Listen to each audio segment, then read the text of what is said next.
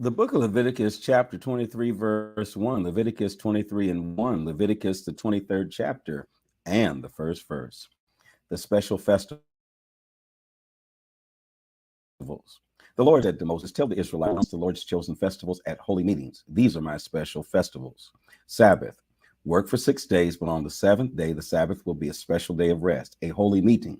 You must not do any work. It is a day of rest to honor the Lord in all your homes. Passover. These are the Lord's chosen festivals. You will announce the holy meetings at the time chosen for them. The Lord's Passover is on the 14th day of the first month, just before dark. Festival of unleavened bread. The Lord's festival of unleavened bread is on the 15th day of the same month. You will eat unleavened bread for 7 days. On the first day of this festival, you will have a special meeting. You must not do any work on that day. For 7 days, you will bring sacrifices offered as gifts to the Lord. Then there will be a special meeting on the 7th day. You must not do any work on that day. Festival of the first harvest. The Lord said to Moses, tell the Israelites, you will enter the land that I will give you and reap its harvest. At that time, you must bring in the first sheaf of your harvest to the priest. The priest will lift the sheaf to show it was offered before the Lord. Then you will be accepted. The priest will present the sheaf on Sunday morning. On the day when you present the sheaf, you will offer a 1-year-old male lamb.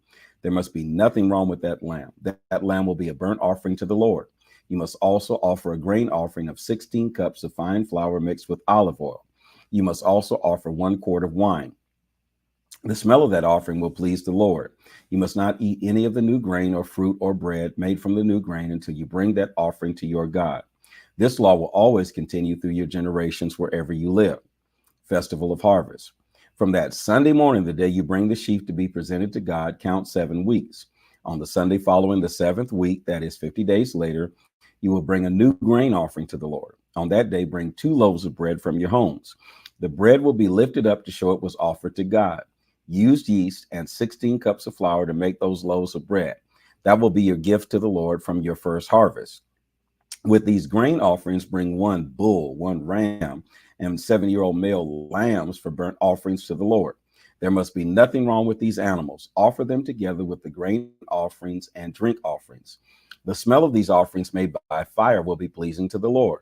You will also offer 1 male goat for an offering and 2 1-year-old male lambs as a fellowship offering. The priest will lift them up with the bread from the first harvest to show they were offered with the 2 lambs before the Lord. They are holy to the Lord. They will belong to the priest. On that same day, you will call a holy meeting. You must not do any work. This law continues forever in all your homes. Also, when you harvest the crops on your land, don't cut all the way to the corners of your field. Don't pick up the grain that falls on the ground. Leave it for poor people and for foreigners traveling through your country. I am the Lord your God. Festival of Trumpets. Again, the Lord said to Moses, tell the Israelites on the first day of the 7th month, you must have a special day of rest. Blow the trumpet to remind the people that this is a holy meeting. You must not do any work. You must bring an offering as a gift to the Lord. Day of Atonement. The Lord said to Moses, the Day of Atonement will be on the 10th day of the 7th month. There will be a holy meeting. You must not eat food, and you must bring an offering as a gift to the Lord. You must not do any work on that day because it is the Day of Atonement. On that day, the priest will go before the Lord and perform the ceremony that makes you pure. Anyone who refuses to fast on this day must be separated from their people. If anyone does any work on this day among the people, you must not do any work at all. This is a law that continues forever for you, wherever you live. It will be a special day of rest for you. You must not eat food. You will start this special day of rest on the evening following the 9th day of the month. This special rest continues from that evening until the next evening. Festival of Shelters. Again, the Lord said to Moses, tell the Israelites on the 15th day of the 7th month is the festival. This festival, there will be a holy meeting on the first day. You must not do any work. You will fast for 7 days. On the 8th day, have another holy meeting. Bring an offering as a gift to the Lord. These are the Lord's special festivals. During these festivals, you will bring offerings as gifts to the Lord, burnt offerings, grain offerings, sacrifices, and drink offerings. You will bring these gifts at the right time. You will celebrate these festivals in addition to remembering the Lord's Sabbath days. You will offer these gifts in addition to your gifts and any offerings you give as payment for your special promises. They will be in addition to any special offerings you want to give to the Lord. On the 15th day of the 7th month, when you've gathered in the crops of the land, you will celebrate the Lord's festival for 7 days. The first day will be a special day of rest, and then the 8th day will also be a special day of rest. On the first day, you will take good fruit from fruit trees, and you will take branches from palm trees, poplar trees, and willow trees by the brook. You will celebrate before the Lord your God for 7 days. You will celebrate this festival to the Lord for 7 days each year. This law will continue forever. You will celebrate this festival in the 7th month. You will live in temporary shelters for 7 days. All the people born in Israel will live in them. Why? So all descendants that I made the Israelites live in temporary shelters during the time I brought them out of Egypt. I am the Lord your God. So Moses told the Israelites about all the special meetings to honor the Lord. Leviticus chapter 24, the lampstand and the holy bread. The Lord said to Moses, command the Israelites to bring to you pure oil from crushed olives. That oil is for the lamps that must burn without stopping. Aaron will keep the light burning in the meeting tent before the Lord from evening until morning. This light will be outside the curtain that hangs in front of the box that holds the agreement. This law will continue forever. Aaron must always keep the lamps burning on the lampstand of pure gold before the Lord. Take fine flour and bake 12 loaves with it. Use 16 cups of flour for each loaf. Put them in 2 rows on the golden table before the Lord. 6 loaves will be in each row. Put pure frankincense on each row. This will help the Lord remember the gift. Every Sabbath day, Aaron will put the bread in order before the Lord. This must be done forever. This agreement with the Israelites will continue forever.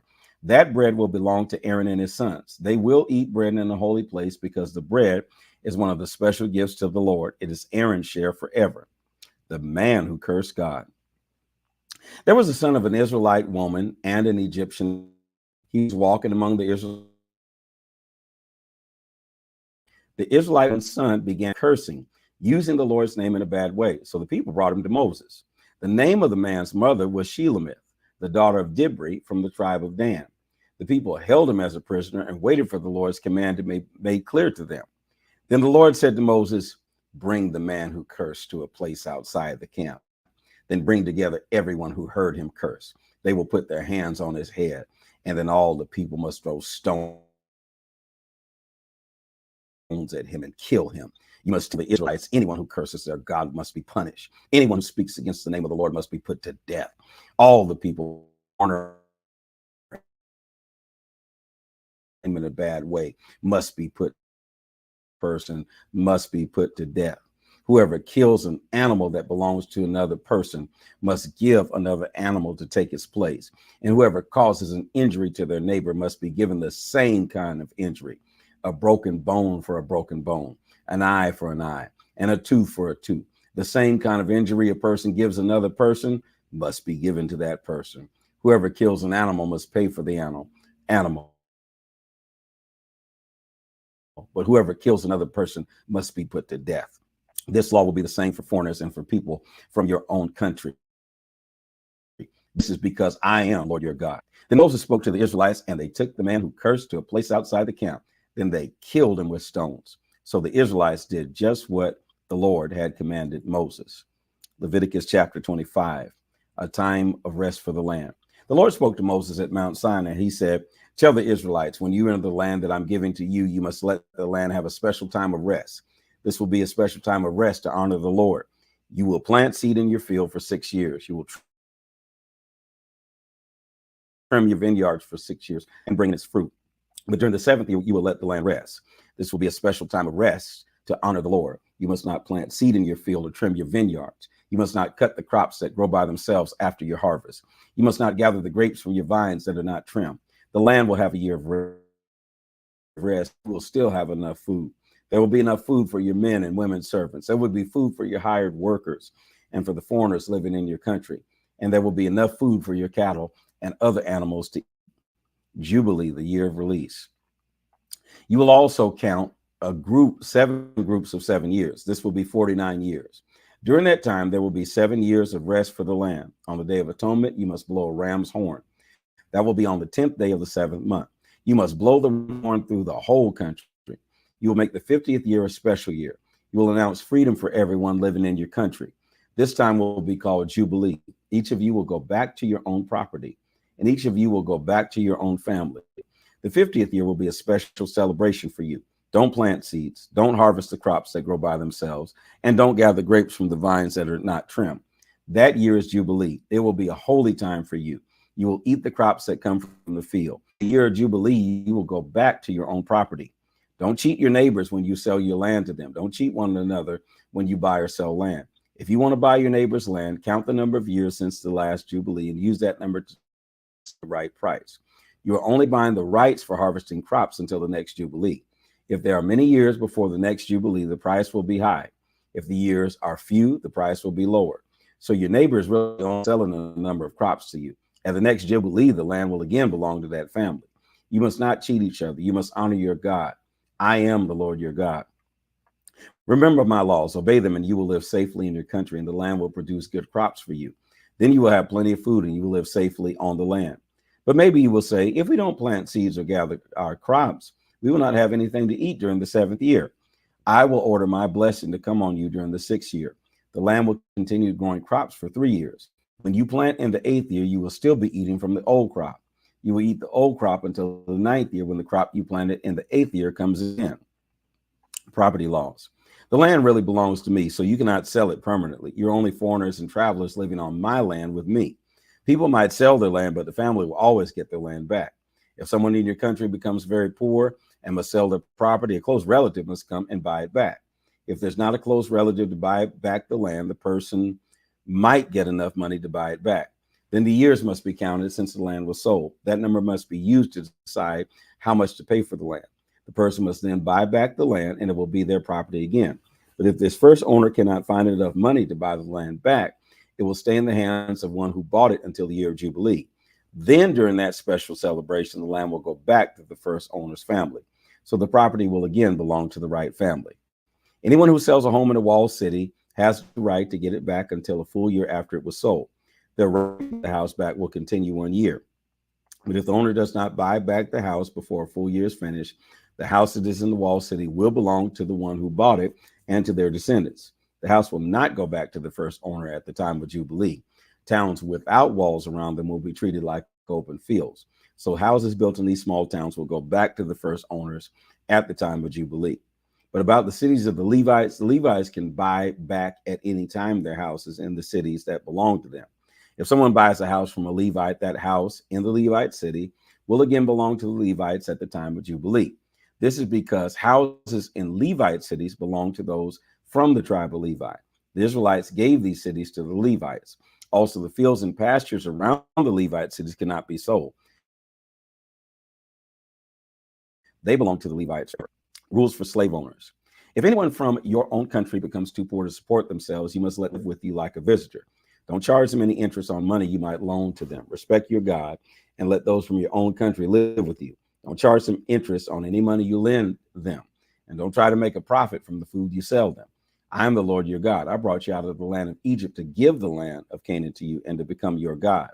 If anyone from your own country becomes so poor that they must sell themselves to you, don't make them work like slaves. They will be like hired workers and visitors with you until the year of Jubilee.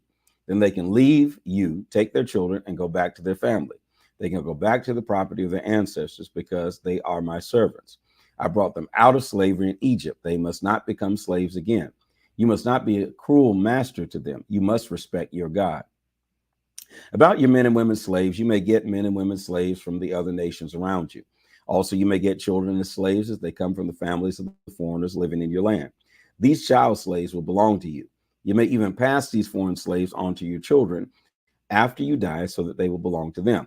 They will be your slaves forever. You may make slaves of these foreigners, but you must not be a cruel master over your own brothers, the Israelites.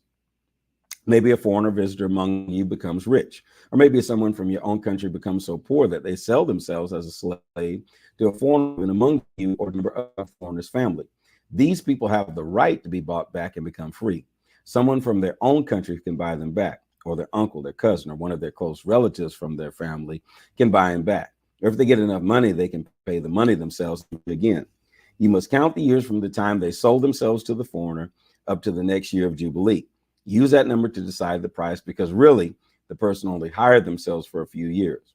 If there's still many years before the year of Jubilee, the one soul must give back a large part of the price. It all depends on the number of years. If only a few years are left until the year of Jubilee, the one who was sold must pay a small part of the original price. But that person will live like a hired worker with the foreigner every year. Don't let the foreigner be a cruel master over that person. Those who sold themselves will become free, even if no one buys them back.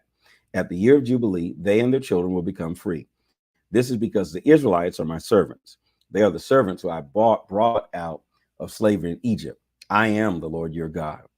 This is the word of the Lord. Make sure you follow, like, share, and subscribe. Place in the comment section the words, "This is the word of the Lord." Stop what you're doing and do that right now. Place it in the comment section. This is the word of the Lord. And make sure you share this video with everyone and encourage them to join us every day as we read